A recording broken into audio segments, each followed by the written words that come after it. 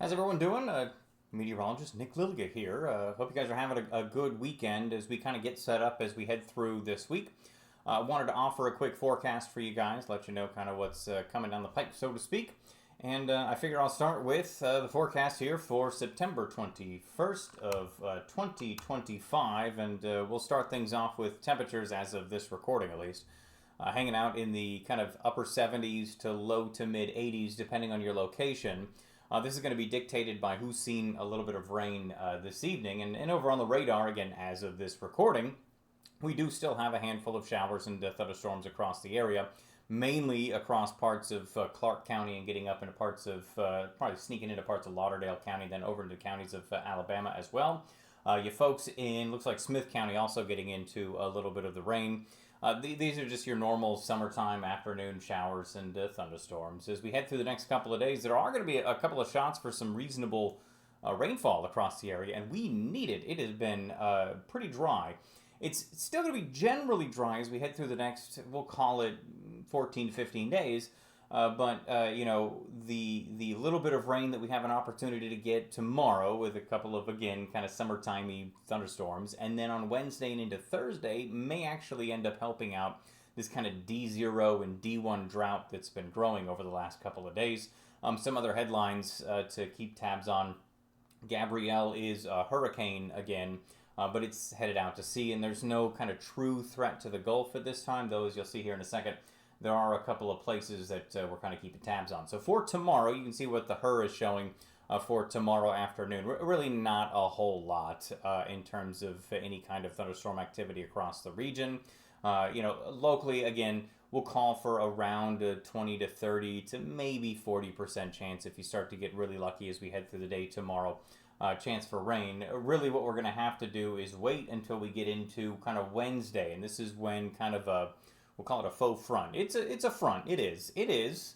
But it's not that, these are not the droids you're looking for. This is not the cold front you're looking for. As we head through kind of Wednesday morning into Wednesday afternoon and then into Thursday afternoon, you can see how much rain actually blows through. It looks very robust. It probably won't end up being quite as robust as you see here. We'll take all the rain we can get, don't get me wrong, but this probably ends up looking like a lot more rain than you'll actually end up getting.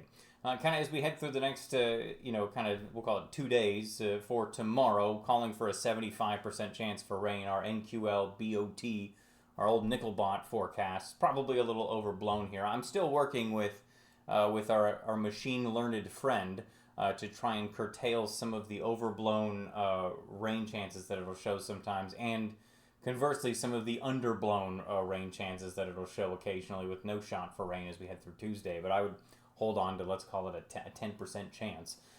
Speaking of what's going on out in the tropics, the 20% chance for development out there, another 50% chance for development area out there, as well as the hurricane that's out there, Gabrielle, turning and moving back off to the northeast. Update from this actually came down just as I was starting this recording, which would have the hurricane thing on there, and then 100% shot that we see something out in the Pacific, but that's not going to bother us.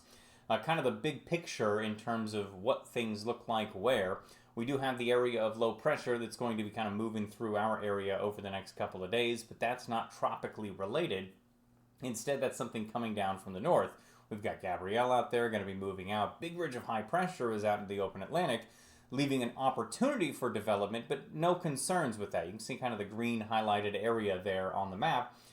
We aren't concerned about that. That's what this map is kind of showing. What are we worried about? That's not really what we're worried about. We are monitoring something down in the Southwest Caribbean that is kind of, it'll show up in some of the model guidance here, some of the model guidance there, and this is something I've been talking about now for probably about 2 or 3, maybe even 4 or 5 weeks. Whereas we got toward the kind of latter half of September, we were going to have to start monitoring this area for development. So far, nothing concrete, and so far, anything that would develop is still more than about 5 to 7 days out, which means we would still have to wait another, we'll call it 3 to 5 days before it did anything to anybody that we would care about. But it is worth watching as we head through the next couple of days.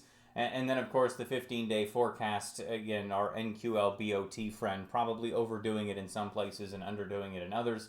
But we do have temperatures hanging out in the 90s over the next couple of days, easing back into the 80s. Once we get back in behind that little bit of rain that shows up Wednesday and into Thursday, you see some of the high temperatures down here hovering in the low 80s. I think it'll be mid 80s, but we'll take it. Lower humidity, comfortable temperatures. And then we start to warm things back up again as we head through the beginning of October. That's when the next shot for rain shows up. While not depicted on here, our machine-learned friend again underdoing some of the rain chances, and that should help to kind of cool us down as we get into that first week of October. So there's kind of a quick rundown of the forecast as we head through the next couple of days. Hopefully this gets you guys off to a good start for the week.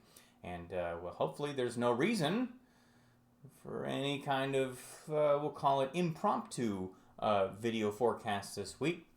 And instead, of course, you can always check the app and the website for the latest from myself, Noah, and Matt.